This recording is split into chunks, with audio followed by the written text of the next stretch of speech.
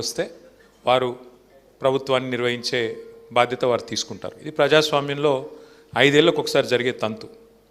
నాయకులు మారుతూ ఉంటారు, పార్టీలు మారుతూ ఉంటాయి, ప్రభుత్వాలు మారుతూ ఉంటాయి. కానీ ప్రజల స్థితిగతులు మారినాయా లేదా అని మాత్రం మనం విశ్లేషించుకోం.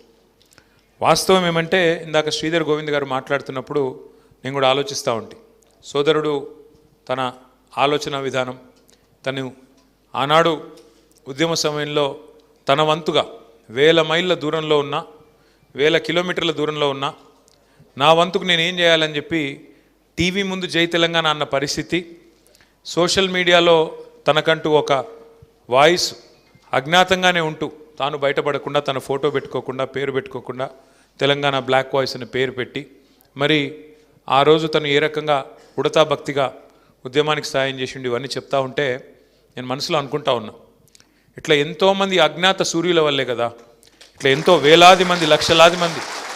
ఇప్పుడు శ్రీధర్ గోవింద్ గారు చెప్తుంటే నాకు చాలా గొప్పగా అనిపించింది. సోదరుడు రాములు గారి గురించి చెప్పినారు.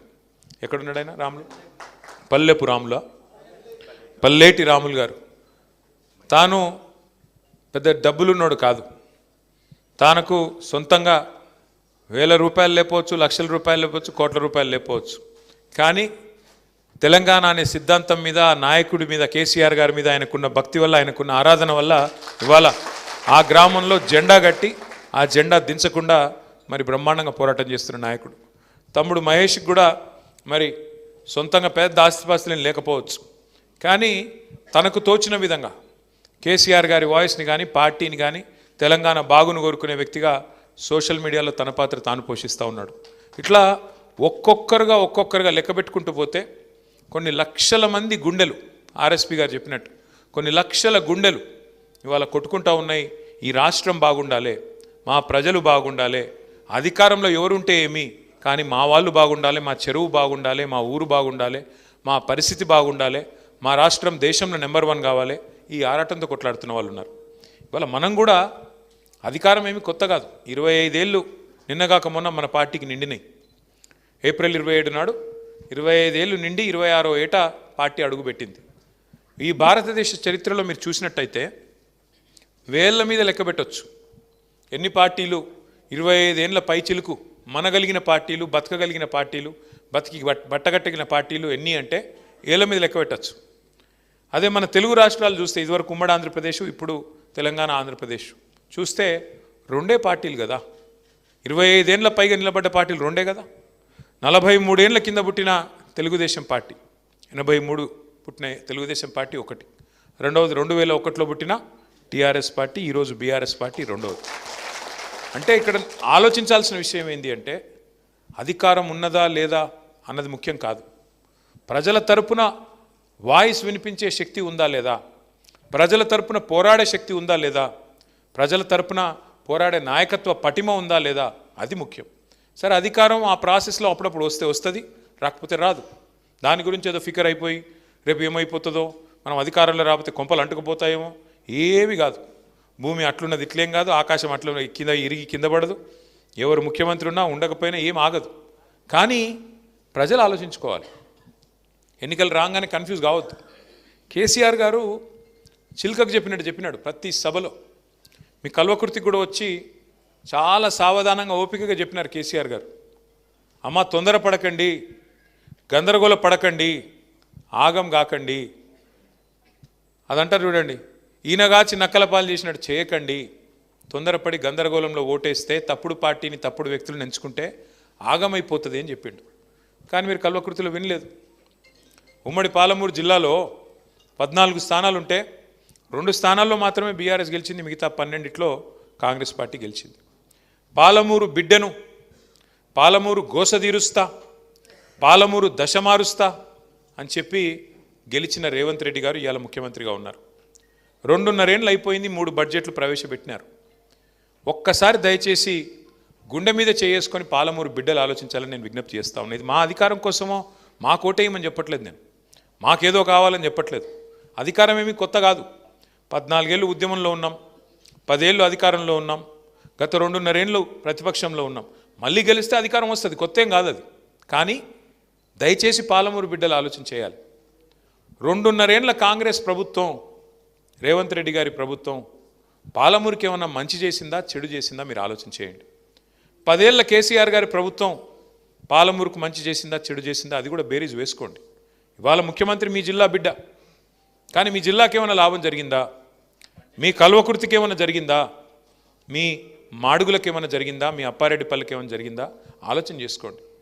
ఎందుకంటే కేసీఆర్ గారు ఆయన ఒక ప్రాంతానికి సంబంధించిన నాయకుడు కాదు, ఒక జిల్లాకు సంబంధించిన నాయకుడు కాదు, ఒక నియోజకవర్గానికి సంబంధించిన నాయకుడు కాదు. తాను ప్రాణాన్ని ఫనంగా పెట్టి కేసీఆర్ సచ్చుడో తెలంగాణ వచ్చుడో అని చెప్పి జిద్దు మీద కొట్లాడి తెలంగాణ తెచ్చిన నాయకుడు. అన్ని రాష్ట్రాలకు ముఖ్యమంత్రులు ఉంటారు, కానీ మన రాష్ట్రాన్ని తెచ్చిన నాయకుడే ముఖ్యమంత్రి అయిండు మొదటిసారి, రెండోసారి. అందుకే ఏం జరిగింది? కేసీఆర్ గారు ఒక కల్వకుర్తికి ఇది చేయాలా లేకపోతే ఒక గజ్వేల్కి అది చేయాలని చూడలేదు. రాష్ట్రంలో ఉండే 45,000 చెరువులు మిషన్ కాకతీయ కింద తీసుకొని 45,000 చెరువుల్ని మరి బాగు చేయాలనే సంకల్పంతో బ్రహ్మాండంగా వరుసగా 4-5 ఏళ్ల పాటు మిషన్ కాకతీయ అనే ప్రోగ్రాం దాదాపు 24,000 కోట్ల రూపాయలతోని మంచిగా నడిపించే ప్రయత్నం చేసినాడు. ఎందుకంటే చెరువు బాగుంటే ఊరు బాగుంటుంది, చెరువు బాగుంటే రైతు బాగుంటాడు, రైతు చుట్టూ అలుముకున్న వ్యవస్థ బాగుంటుంది, గ్రామీణ ఆర్థిక వ్యవస్థ బాగుంటే గ్రామం బాగుంటుంది, కుల వృత్తులు బాగుంటే అన్నీ బాగుంటాయి. ఆ ప్రయత్నం చేసిండు. అట్లాగే మిషన్ భగీరథ ఉపాధ్యక్షుడు ఇక్కడ కూర్చున్నాడు, మాజీ ఉపాధ్యక్షుడు ఉప్పల వెంకటేష్. మిషన్ భగీరథ అనే ప్రోగ్రాము ఏదో ఆషామాషిగా పెట్టిన ప్రోగ్రాం కాదు, ఎవరికో ఒకరికి పదవి ఇచ్చినందుకు పెట్టిన ప్రోగ్రాం కాదు. సాధించుకున్న తెలంగాణలో మనం ఇంటింటికి సాగునీటి గోస లేకుండా, తాగునీటి గోస లేకుండా చేయాలనే ఉద్దేశంతో ఇంటింటికి నల్లా పెట్టి మా ఆడబిడ్డలు ఎవరు మళ్ళీ బిందెలు పట్టుకొని కుండలు పట్టుకొని రోడ్ల మీదకి వచ్చే పరిస్థితి ఉండొద్దు. వాళ్ళు లంబాడి తాండాల్లో ఉండొచ్చు, కోయగూడెంలో ఉండొచ్చు, లేదా చిన్న పల్లెలో ఉండొచ్చు, లేదా గ్రామంలో ఏ మూలకన్నా ఉండొచ్చు, ఎవరికి అవస్థ కావద్దు అని చెప్పి ఇంటింటికి నల్లా పెట్టి నీళ్ళు అడుగుతా, నేను నీళ్ళు ఇవ్వకపోతే ఆ పథకం పూర్తి చేయకపోతే నాకు ఓటు వేయకండి, ఓటు కూడా అడగనని చెప్పే దమ్మున నాయకుడు భారతదేశంలో ఒక కేసీఆర్ తప్ప ఎవరైనా ఉన్నారా? ఆలోచించండి. ఎన్నికల్లో కేసీఆర్ గారు అడ్డమైన హామీలు ఇవ్వలేదు. కాంగ్రెస్ వాళ్ళు కదా రాసి ఇచ్చినట్టు బాండ్ పేపర్లు రాసి ఇవ్వలేదు. 420 హామీలు ఇవ్వలేదు. ఒక్కొక్క వర్గాన్ని మోసం చేయడానికి డిక్లరేషన్ల పేరిట డ్రామా చేయలేదు. ఏం చేసినాడు? రైతు బంధు చెప్పిండా కేసీఆర్ మేనిఫెస్టోలో? చెప్పలేదు. భారతదేశంలో స్వాతంత్రం వచ్చి ఇప్పుడు 47లో స్వాతంత్రం వస్తే ఇంకో నెక్స్ట్ ఇయర్ చూస్తే 80 ఏళ్ళు అవుతుంది. ఇప్పుడు 79 ఏళ్ళు నుండి ఇంకో సంవత్సరం అయితే 80 ఏళ్లలో పడతాం. 80 ఏళ్ల స్వతంత్ర భారతదేశంలో ఎంతోమంది ప్రధానమంత్రులు, ముఖ్యమంత్రులు, ముఖ్యమైన మంత్రులు, కేంద్ర మంత్రులు, ఎంతోమంది పెద్ద పెద్ద పదవులు అధిష్ఠించినారు. మీ దగ్గర నుంచి కూడా జైపాల్ రెడ్డి గారు కూడా పెద్ద నాయకుడు అయినాడు, కేంద్ర మంత్రిగా పనిచేసినాడు. కానీ ఏం జరిగింది? రైతుల గురించి స్పీచ్లు, రైతుల గురించి డైలాగులు, నోట్లోంచి ప్రేమలు కారిపోయినాయి తప్ప ఎన్నడన్నా కేసీఆర్ గారు చేసినట్టు నీకు ఎన్ని ఎకరాలు ఉన్నాయన్న దాంతో నిమిత్తం లేకుండా నీకు 2 ఎకరాలు ఉంటే 2టికి, 10 ఎకరాలు ఉంటే 10టికి, ఎంత ఉంటే గంతకు రైతు బంధు అనే ప్రోగ్రాం పెట్టి 70 లక్షల మంది రైతుల ఖాతాల్లో 11 విడతలుగా 73,000 కోట్లు వేసిన నాయకుడు ఒక్కడన్నా ఉన్నాడా భారతదేశంలో? విచిత్రం ఏంటంటే మన వాళ్ళు కూడా ఆ రోజు మీరు దండం పెట్టే అవసరం లేకుండా, దరఖాస్తు పెట్టే అవసరం లేకుండా, మేనిఫెస్టోలో హామీ ఇవ్వకుండా, డిక్లరేషన్లను మోసం చేయకుండా, ఏ రకమైన వ్యవహారం చేయకుండా, మీ కడుపులో చల్లగదలకుండా మరి 11 సార్లు రైతు బంద్ వేస్తే అది అర్థం కాలేదు దాని విలువ మనకి. ఎందుకంటే అందుకే పెద్దలు చెప్తారు అడగందే అమ్మాయినా పెట్టదు అని. కేసీఆర్ గారు అడగకుండానే పెట్టిండు, పెడితే దాని విలువ అర్థం కాలే. ఏమనుకున్నారు? ఎవడుంటే ఏంలే రైతు బంద్ అవుతుందా, కేసీఆర్ ఏమైనా ఇంట్లోకి వెళ్ళి ఇస్తున్నాడా? ఇట్లా మాటలు చాలామంది పుల్ల విరుపు మాటలు మాట్లాడిన ఊళ్ళల్లో. మరి ఇదివరకు ఉన్నోడు ఎవడన్నా ఇంట్లోకి వెళ్ళి ఇచ్చిండా? ఇంటెనక పొలం అమ్మి ఇచ్చిండా? లేదుగా. కానీ కేసీఆర్ ఇచ్చిన దాన్ని కూడా అపహాస్యం చేస్తూ ఇక అలా మళ్ళీ కోడిగుడ్డు మీద ఈకలు వీకుడు. అగో ఇంకా జైపాల్ యాదవ్కి ఎంత తక్కువైంది, ఆయనకు 60 ఎకరాలు ఉంది, గాయనకి ఎందుకు ఇస్తున్నావు రైతు బంధు? అరే నీకు వస్తుంది కదా అన్న అంటే లే గాయనకి ఎందుకు ఇస్తున్నావు, ఇంకా పెద్ద ఆయనకి ఎందుకు ఇస్తున్నావు అని అట్లా కొండిపెట్టుడు. ఇవన్నీ జరిగినాయి. మొత్తానికి కల్వకుర్తిలా కాంగ్రెస్ ఆయనని గెలిపించిండ్రు, మన వాళ్ళని ఒడగొట్టిర్రు. మరి ఇవాళ ఏమైంది? రైతు బంధు పడుతుందా? 2 సార్లు ఎగ్గొట్టిండా లేదా? మరి ఎవరున్నా నడుస్తుంది ఏమి కాదనుకుంటే ఆఖరికి యూరియా బస్తాలు దొరుకుతున్నాయా? మొక్కలు కొంటుండా, శనగలు కొంటుండా, వరి కొంటుండా, బోనస్ అన్నాడు బోనస్ పడుతుందా? ఏం జరుగుతుంది? మరి యూరియా దొరకదు, కరెంటు రాదు, రైతు బంధు పడదు, కొనుగోలు కేంద్రాలు తెరవరు, తెరిస్తే మళ్ళీ అందులో రైస్ మిల్లులు అలాట్మెంట్ చేయరు, ధాన్యం జోకరు, కొనుగోలు చేయరు, కొనుగోలు చేస్తే బోనస్ ఇవ్వాలి కాబట్టి ఆ పని చేయరు.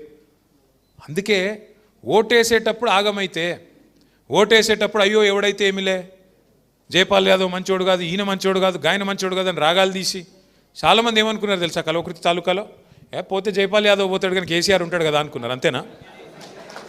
అనుకుర్రా? ఎట్లా ఉంటాడా నాకు అర్థం కాదు. జైపాల్ యాదవ్ పోతే ఆయన ఎట్లా ఉంటాడు మరి? ఒక్కొక్కరు అట్లే అనుకుంటే, అటు కల్వకుర్తిలో అట్లే అనుకుర్రు, పక్కన నాగర్ కర్నూలులో అట్లే అనుకుర్రు, అవతల అచ్చంపేటోడు అట్లే అనుకున్నాడు, ఇవతల జడ్చర్లోడు అట్లే అనుకున్నాడు. ఏమైంది దాంతోనా? ఎవరిదొకరు మాట్లాడుకోకుండా మీరు ఆయనతో గుద్దేసినారు, చూస్తే కేసీఆర్ గారే పోయినారు. కాబట్టి ఒక్కసారి ఓటేసేటప్పుడు మనం గుర్తుపెట్టుకోవాల్సిన లాజిక్ ఏమంటే, అక్కడ ఎమ్మెల్యేలు గెలవకపోతే కేసీఆర్ గారు సీఎం ఎట్లయితారు?